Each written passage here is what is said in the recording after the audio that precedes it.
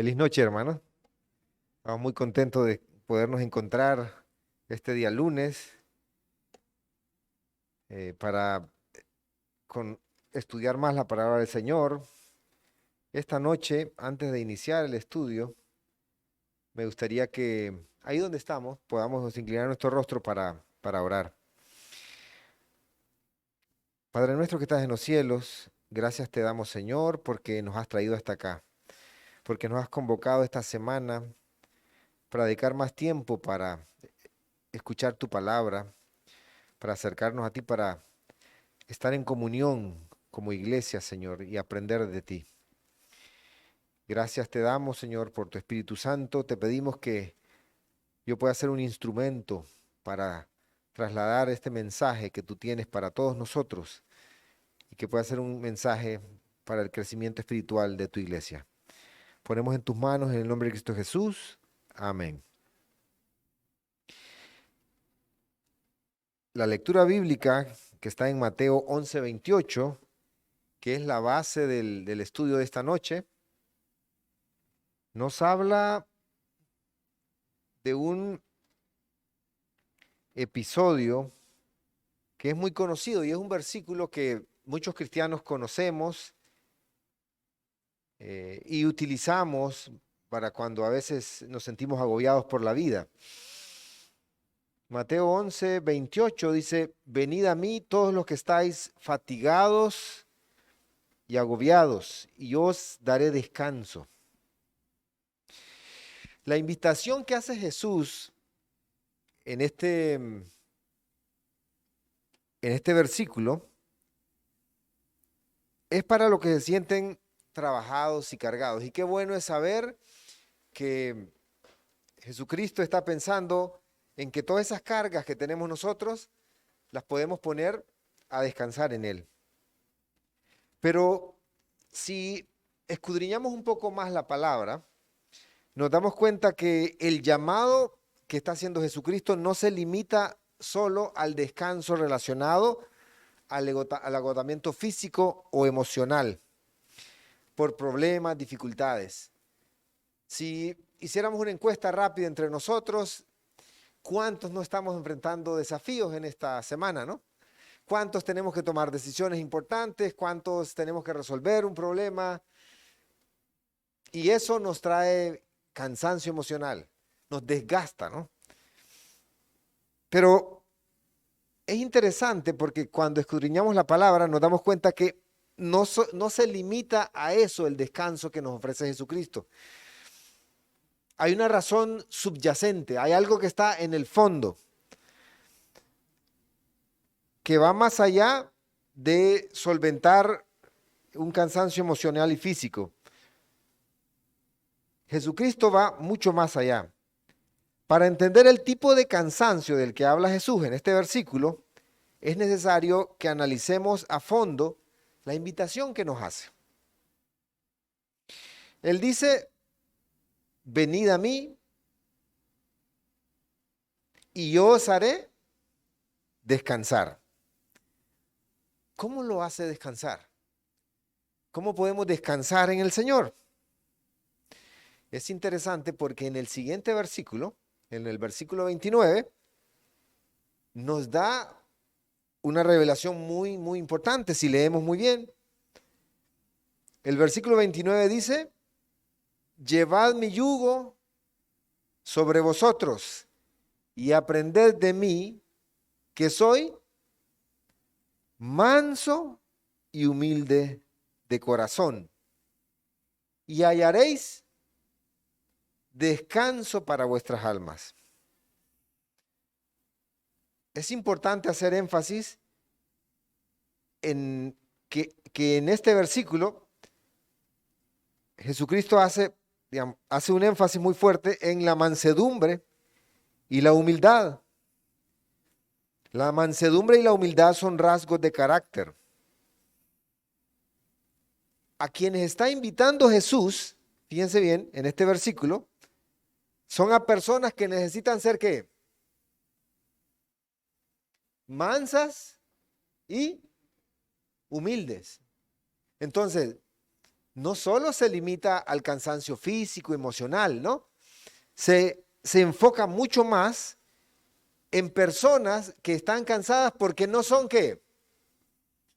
Mansas y humildes.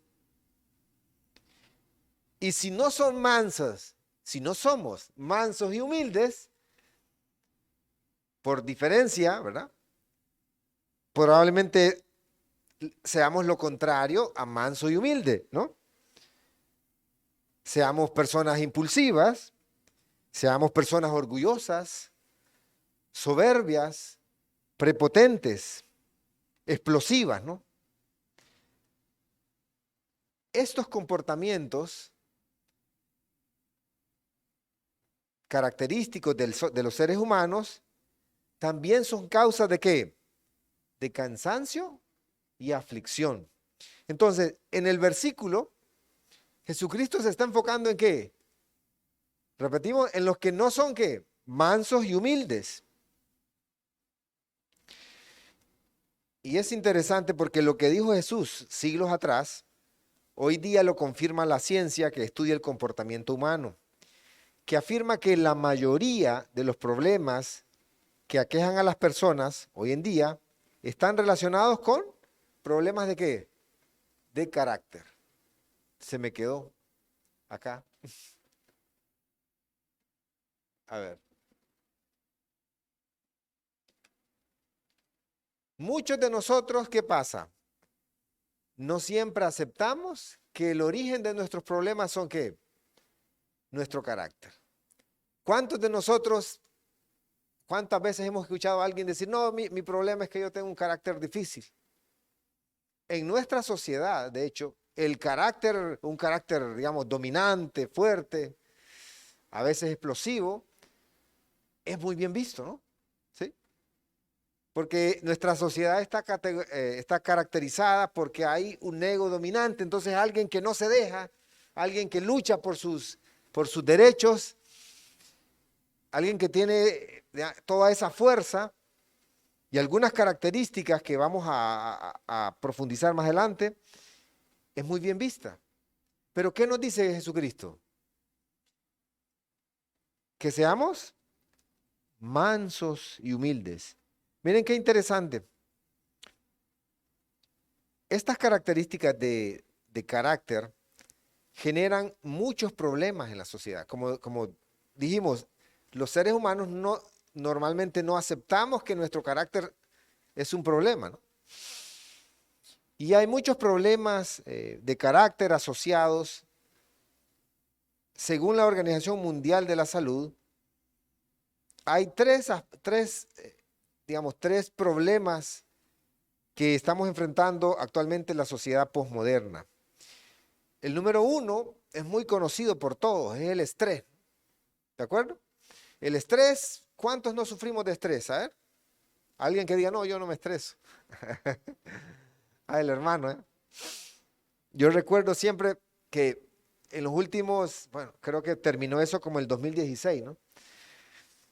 A fin de año yo quedaba tan estresado que yo me quedaba una semana acostado en la cama.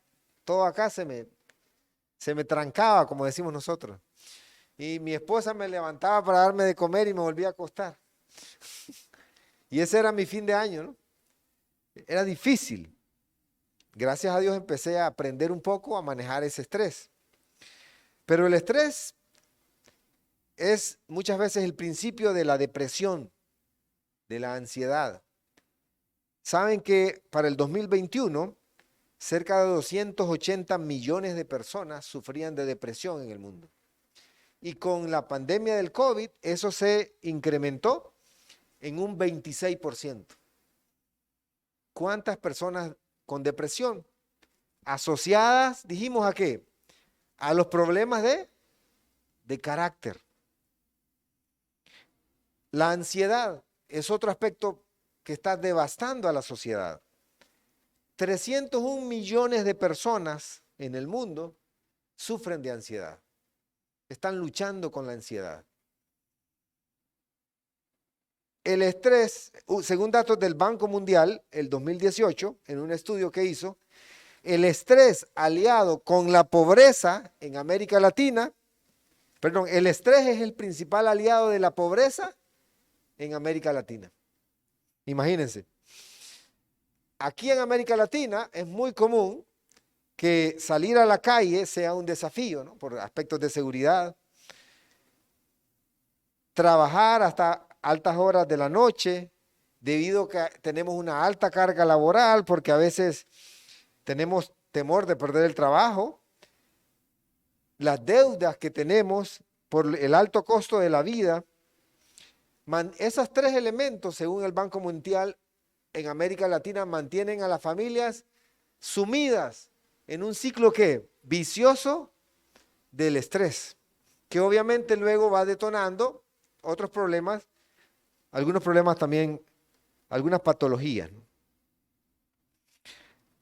Todos estos aspectos producen estrés constante que al acumularse se transforman en una bomba de tiempo. El estrés es el principal detonante de los trastornos de ansiedad y depresión. Si a eso le sumamos los problemas de carácter, imagínense, hermanos, en qué condiciones estamos, ¿no? Pero como les decía anteriormente, muchos no aceptamos que el origen de nuestros problemas sea nuestro carácter. Y vamos a enfocarnos hoy en uno de los problemas que generan los problemas de carácter. Y uno de ellos es hogares destruidos.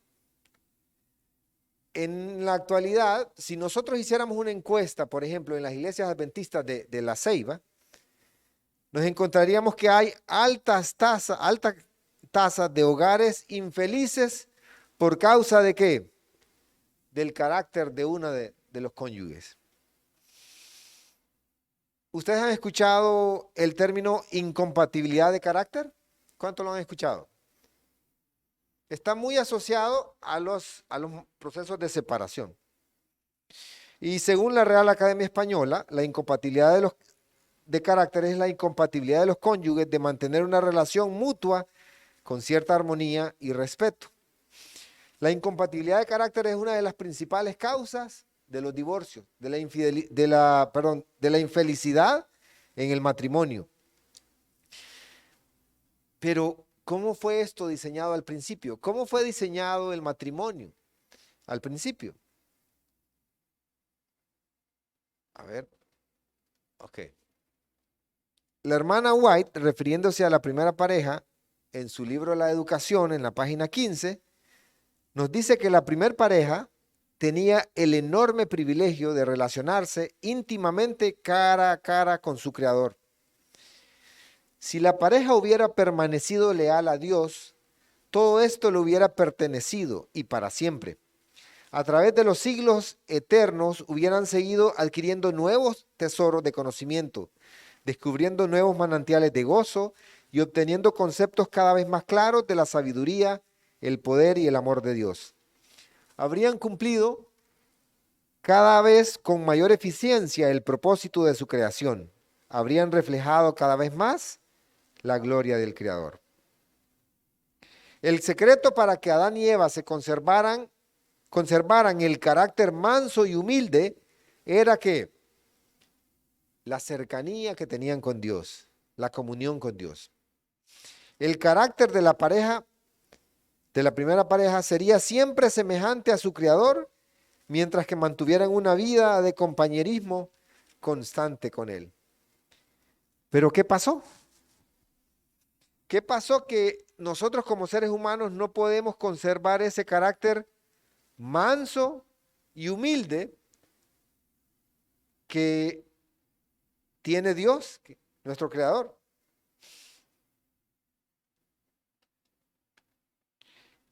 En el libro Camino a Cristo, en la página 26, la hermana White nos dice que en su estado de inocencia, la mujer y el hombre gozaban de completa comunión con aquel en quien están escondidos todos los tesoros de la sabiduría y del conocimiento.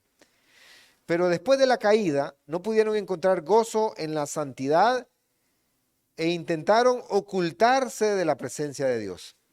Esa es la condición del corazón que no ha sido regenerado. no está en armonía con Dios, ni encuentran gozo en la comunión con Él. Según esta cita, la tragedia comenzó cuando Adán y Eva se apartaron del Creador y dejaron de ser mansos y humildes. Se volvieron, ¿qué pasó? Egoístas. Recordamos el episodio de Caín y Abel. Rápidamente, ¿qué pasó?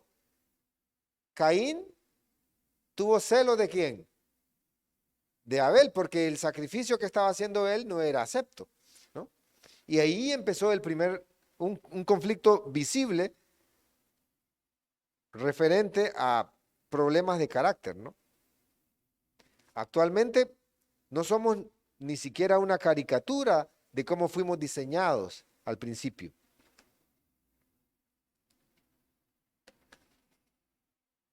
Es una misión imposible probablemente mantener el carácter de Dios si es por nuestras propias fuerzas. El camino a Cristo en la página 27 nos dice que es imposible que escapemos por nosotros mismos del abismo del pecado en el que estamos hundidos. Nuestro corazón es perverso y nosotros no lo podemos cambiar.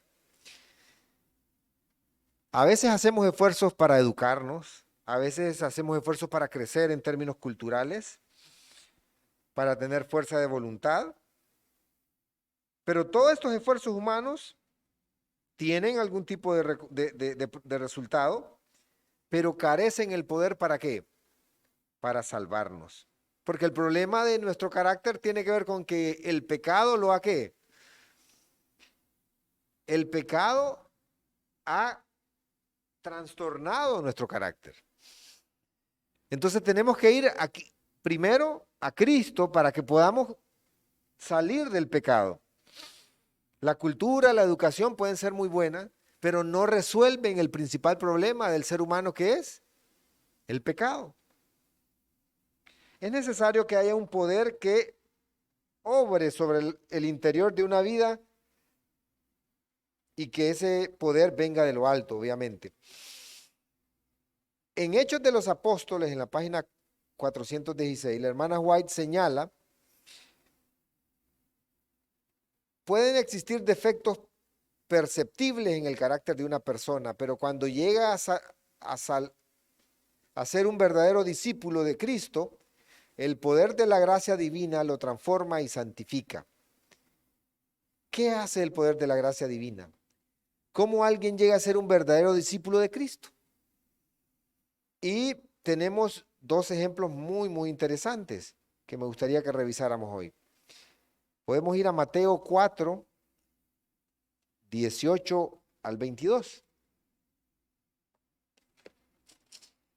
Mateo 4, 18 al 22. En este párrafo nosotros encontramos el llamado a los primeros ¿qué? Los primeros 4 discípulos. ¿Recordamos quiénes eran? Simón Pedro y su hermano ¿qué? Andrés. Eso está en el versículo 18. Luego también llamó a quién, dice, en el versículo 21, a Santiago y su hermano Juan. Estos 4 discípulos, ¿a qué se dedicaban, hermano? ¿Recordamos? Eran pescadores. Algunos sugieren que Santiago y Juan eran hijos de un pescador ya, digamos, de tradición, que tenía sus propios, ya era un emprendedor, tenía sus propios barcos y contrataba a otros pescadores o rentaba sus barcos. Entonces ellos tenían un estatus relativamente superior a los pescadores comunes y corrientes. Pedro y su hermano también eran ¿qué? Eran pescadores. En ese tiempo el estatus de un pescador, ¿cómo era, hermano? Estaban en la parte más baja de la sociedad. Ser pescador no representaba ser un erudito, alguien preparado en las escuelas, ¿no? de los profetas. No necesitaba ir a la escuela de los profetas para ser pescador, ¿no? Era un trabajo duro, un trabajo probablemente mal pagado, que día a día estaba enfrentándose ¿a qué? A las fuerzas de la naturaleza para poder llevar a la mesa de su familia algo que comer. El carácter de los pescadores era un carácter duro mayormente. Eran hombres que habían sido forjados por la rudeza de esa labor.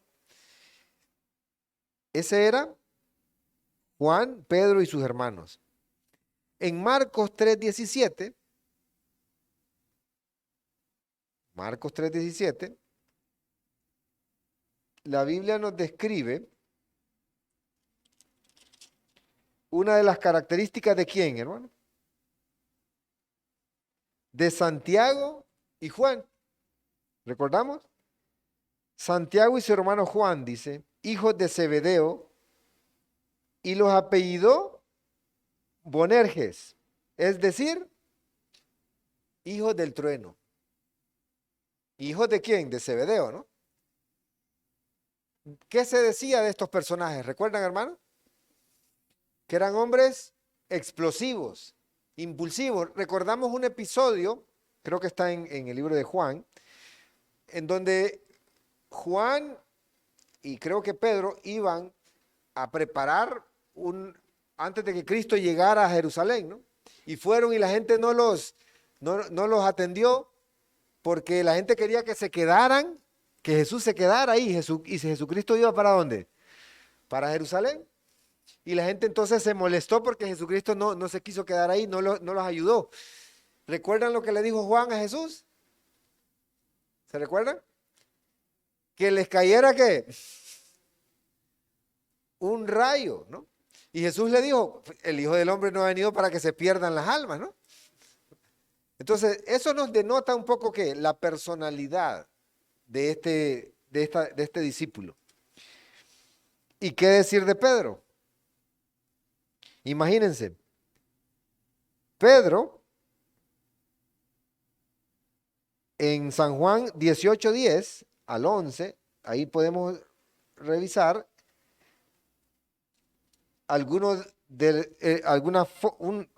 un ejemplo del proceder de Pedro.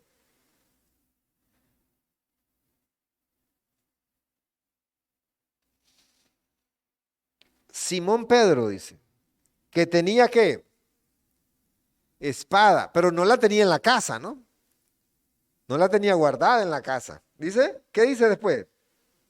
La desenvainó, la sacó, dicen otras versiones. ¿E hirió a quién? A Malco, siervo del sumo sacerdote, y le cortó ¿qué? Yo no creo que Pedro quería cortarle la oreja. ¿O que ustedes creen eso, hermano? Que Pedro esa oreja le queda muy grande, ¿no? Entonces voy a hacer una poda ahí. Pedro iba probablemente por la cabeza de Malco, ¿no? Ese tipo de personas llamó ¿quién? Jesucristo. Con grandes problemas ¿de qué? De carácter. Hermanos, ¿cuántos no luchamos con nuestros problemas de carácter? Yo soy uno de ellos.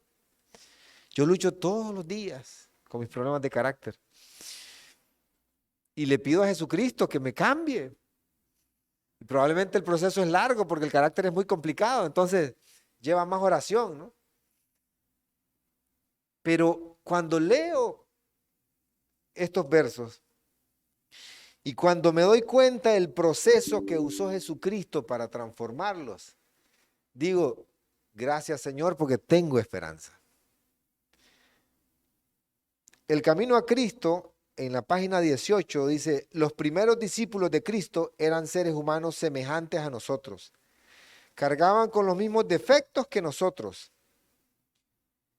Pero ¿qué pasa con ellos?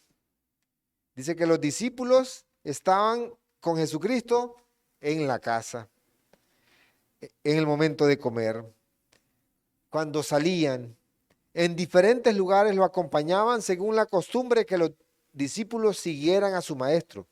Diariamente recibían de sus labios lecciones de santa verdad. Estos 4 discípulos, hermanos, estuvieron en momentos cumbre. En Lucas 9:28 al 36 nos describe un evento cumbre, la transfiguración. ¿Recuerdan? ¿Quiénes estaban ahí? Juan, Pedro, el ejemplo que hemos tomado. En Lucas 8:51 nos describe también que Jesucristo apartó y dejó que entraran solo estos discípulos para el momento cumbre cuando resucitó a la hija de Jairo, ¿recuerda? También en el Monte de los Olivos estuvieron ellos con él. En el huerto del Getsemaní, ¿quiénes fueron los que se durmieron, hermano?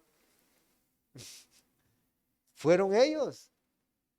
Juan y Pedro eran parte de ese grupo que selecto, porque Jesucristo sabía que estos dos personas, más allá de sus grandes problemas de personalidad que pasaba, tenían un tremendo potencial para expandir el evangelio.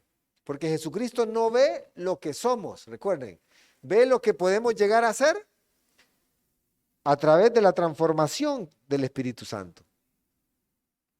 Solo Jesucristo fue capaz de transformar a estos discípulos de hombres rudos y violentos en amorosos evangelistas entregados a su causa.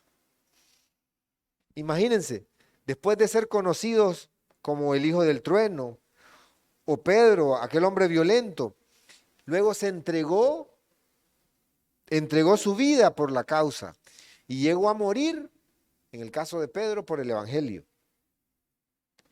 Dios ha dado a los hombres la oportunidad de unirse con Cristo. Los que caminan con Él, temor a Jehová, y meditan acerca de su carácter, cada día llegan a ser más semejantes a Él. Revisemos lo que escribió Juan, el apóstol Juan, en Apocalipsis 14, sobre las características de los redimidos. En Apocalipsis 14, en el versículo 1,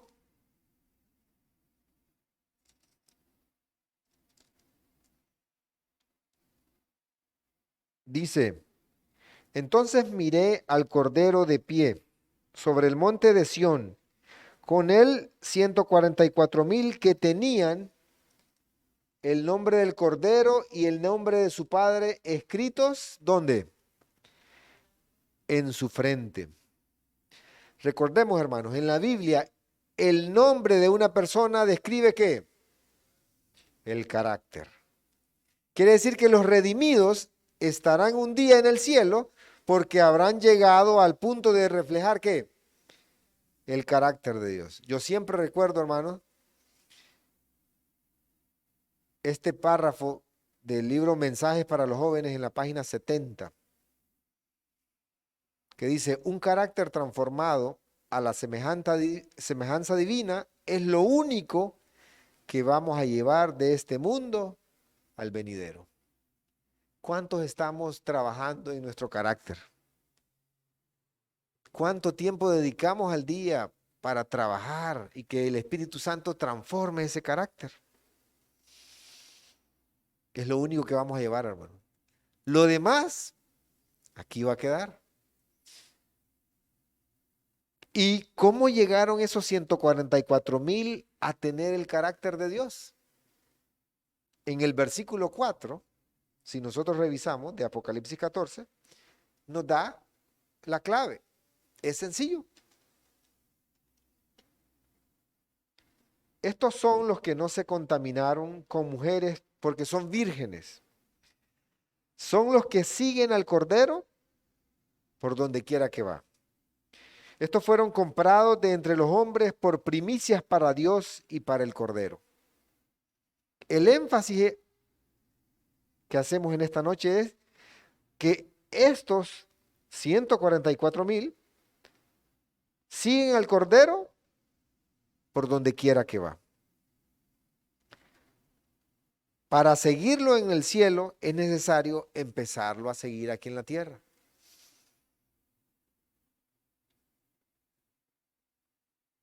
En el libro Palabras de Vida del Gran Maestro, en la página 48, la hermana White nos da una cita muy, muy poderosa. Y debemos de tomarla en cuenta. Recordemos, para que venga Jesucristo, hay un requisito muy, muy importante. ¿Cuál es, hermano? Y será predicado el evangelio a toda nación, tribu, lengua y pueblo. ¿Y luego qué pasa? Y luego vendrá el fin. Pero es interesante algo que agrega la hermana White. Cristo espera con un deseo anhelante la manifestación de sí mismo en la iglesia. Recuerden, estamos esperando la lluvia ¿qué? Tardía. Y la lluvia tardía no va a venir si nosotros no estamos preparados. O probablemente venga y ni nos demos cuenta, ¿no? Cuando el carácter de Cristo sea perfectamente reproducido en su pueblo, entonces vendrá él para reclamar a los suyos. Sigo haciendo la pregunta, ¿cuántos estamos dedicando tiempo para que el Espíritu Santo moldee nuestro carácter? ¿Y cuál es la aplicación en esta noche para nuestras vidas? Jesús nos ama y ha esperado tanto. A veces algunos tenemos años de estar en la iglesia, ¿no? ¿Cuánto tiempo ha cambiado nuestro carácter? Tenemos que hacer un autoanálisis. Cuando estaba preparando el sermón, yo pensaba en todo. Yo tuve la bendición de nacer dentro de la iglesia, pero eso también lleva una alta responsabilidad, ¿no? Porque tengo tanto tiempo de estar acá. ¿Cuánto tiempo ha mejorado mi carácter? Mejor no les digo nada, ¿no? Pero debemos de autoanalizarnos. Jesucristo nos ha tenido paciencia, han pasado tantas cosas y aún ahora sigue tocando a las puertas de nuestro corazón para que lo abramos y Él pueda actuar y transformar nuestro carácter.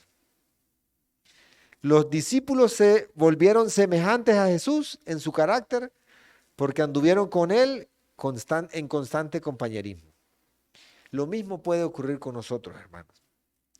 Es mi deseo esta noche que podamos reflexionar y que el Espíritu Santo pueda tocar nuestros corazones de tal manera que empecemos a trabajar para permitir que Jesucristo moldee nuestro carácter. Y la vida va a ser mucho más fácil, no solo para nosotros, para todos los que nos rodean. Que Dios les bendiga, hermanos.